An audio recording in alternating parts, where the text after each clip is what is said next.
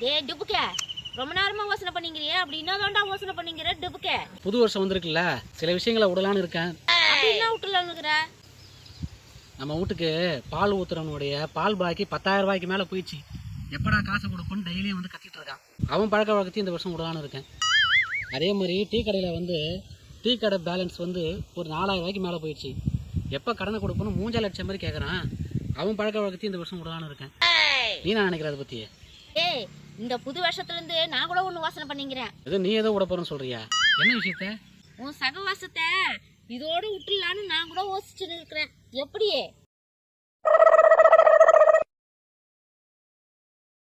எம்மாடி செல்லம், குளிக்கிறதுக்கு கொஞ்சம் சுத்தம் போனா உடம்புலாம் ஒரே நோக்காடா இருக்குது. பனி வேற பயங்கரமா பெஞ்சிருக்குது. என்னது சுடுதண்ணியா? போடுறேன்.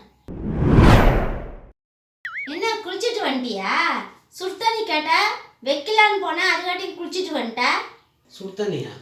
நான் ஒன்று சுடுதண்ணி போட சொல்லி 2 மணி நேரம் ஆச்சு. நீ இன்னும் சுடுதண்ணி போட்ட பாடே இல்லை. உங்கள்கிட்ட நான் மாட்டின்னு முடிக்கிறத நினச்சி பார்த்தேன்.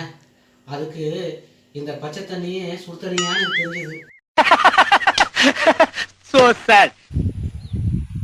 என்ன கோல் எடுத்து ஆடிட்டு இருக்க? அது ஒண்ணும் இல்ல, கோலேத்தா குரங்கோ ஆடின்னு சொன்ன